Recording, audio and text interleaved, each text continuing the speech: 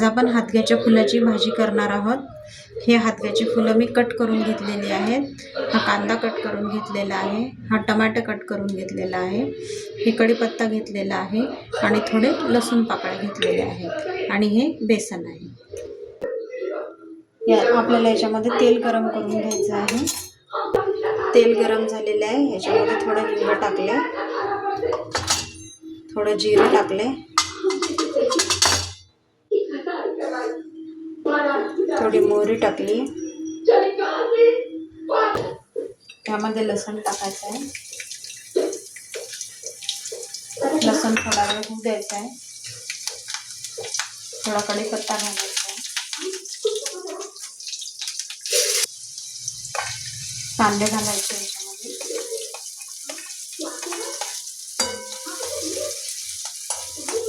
कांदे परतून घ्यायचे आहेत चांगले।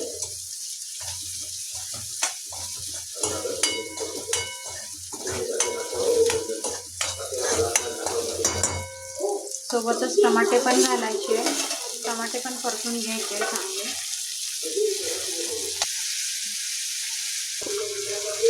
यामध्ये मसाला घेतलेला आहे, थोडं तिखट घेतलं आहे, मीठ घेतलं आहे, धन्याची पावडर घेतलेली आहे आणि हळद घेतलेली आहे। कांदे आणि टमाटे चांगल्या प्रकारे परतून दिलेले आहे बघा। त्याच्यानंतर आपण हे सगळे मसाले याच्यात घालणार आहोत। मसाले टाकल्यावरती थोडं परतू द्यायचं, म्हणजे खमंग असा वास येतो, चांगला चव पण चांगली येते। त्याच्यानंतर आपल्याला ही हातग्याची फुलं कट करून ठेवलेली आहे, ही टाकायची आहे।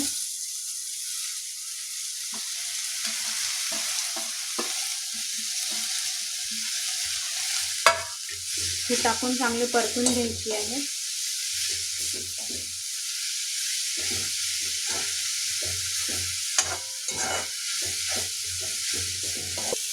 यामध्ये थोडा पाण्याचा शिडकावा करायचा आहे, त्याच्यामुळे बेसनाला चांगला ओलसरपणा येईल, कोरडं होणार नाही। हे चांगल्या प्रकारे शिजलेलं आहे बघा। आता आपल्याला याच्यामध्ये बेसन टाकायचं आहे, थोडं थोडं बेसन टाकून हे परतवून घ्यायचं आहे व्यवस्थित।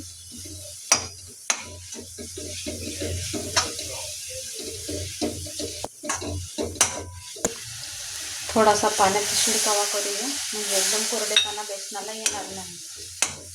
आणि हे असंच आपण झाकण ठेवून थोडा वेळ 5 मिनिटं शिजू देऊया। अशा प्रकारे बेसन तयार झालेलं आहे, खूप चांगलं बेसन झालेलं आहे बघा, एकदम खमंग आणि टेस्टी झालेलं आहे। तुम्ही नक्की ही रेसिपी ट्राय करून जा। चांगलं बेसन तयार झालेलं आहे। Bye bye.